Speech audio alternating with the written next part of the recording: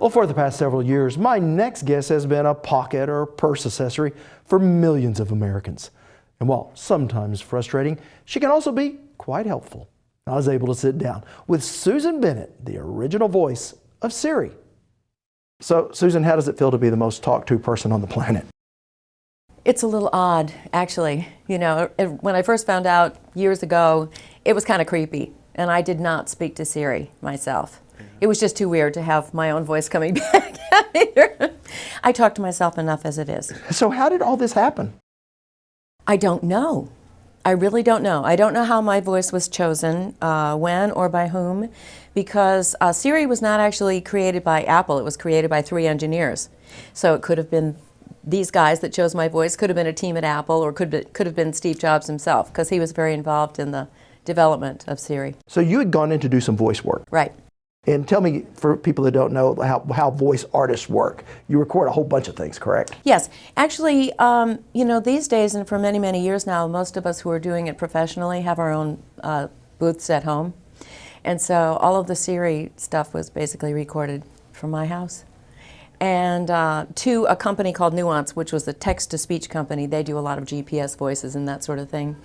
And yeah, I thought I was just doing some more, you know, phone-type messaging.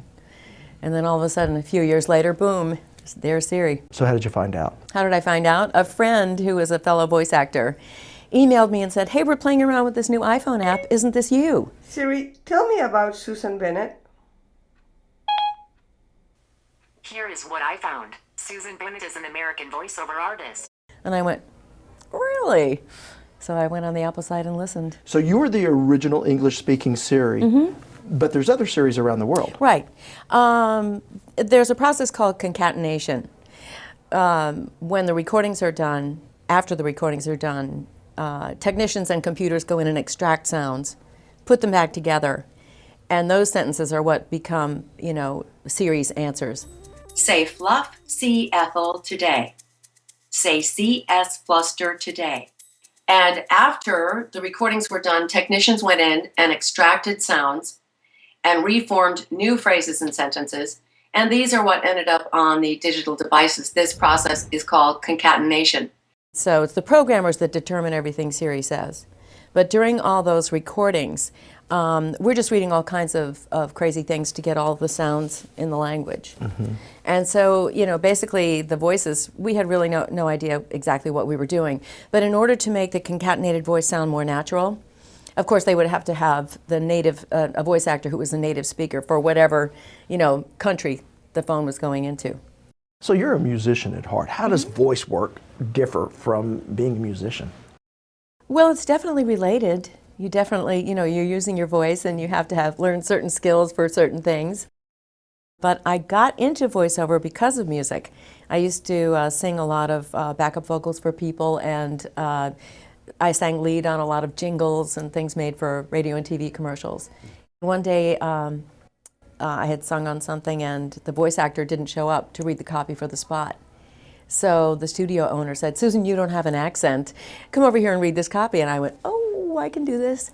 Yeah. So and then a career began. Yeah. It was sort of a very happy accident. So when I think of Siri, I think of this quirky personality. Does that mirror yours? Well, I don't know. You might, you know, you might say so. Yeah. Very coy sometimes too. Oh, yes. yeah. Yeah, she's pretty funny. Give me your take on just the type of jobs that are out there for people that do what you do. Well, there are a lot of opportunities, and because of the technology, there is a lot of competition too. Because basically, you know, if you have an iPhone, a mixer phase, and a microphone, and a closet, you have a recording studio. So, you know, anybody that really wants to do it can do it now for a fairly, you know, reasonable price. And so there's a lot of competition. As with everything that was, you know, instigated by technology, you know, just the widespread use of internet and everything, it's up to the individual person now more than it was in the past. In the past, you'd have an agent who was your advocate, and now it's basically up to the individual. If you want to have this job, you've got to go out there and find the work. So people can hear you not just on their iPhone too, in any number of places. Well, probably the most obvious place is I'm the voice of Delta Airlines gates worldwide. So I'm the one who tells you what zone you're in. Now calling Zone 1. Thank you for flying Delta Airlines. So if I'm frantically trying to find my gate, that you're who I'm listening to. Yes. To say, so sorry, you missed your plane. Haven't heard that in a while, thankfully. Yeah, I do a lot of radio and TV commercials, and I do a lot of things that are Siri-like.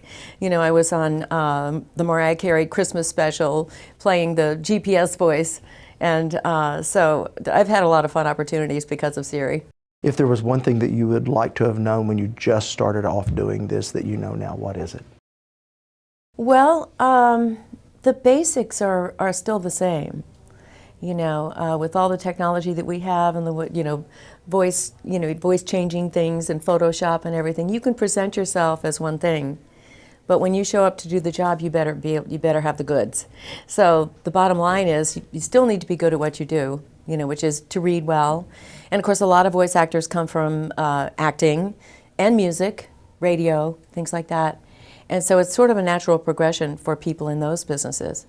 But anyone who wants to just start up from scratch, you know, improve your reading ability and your acting ability.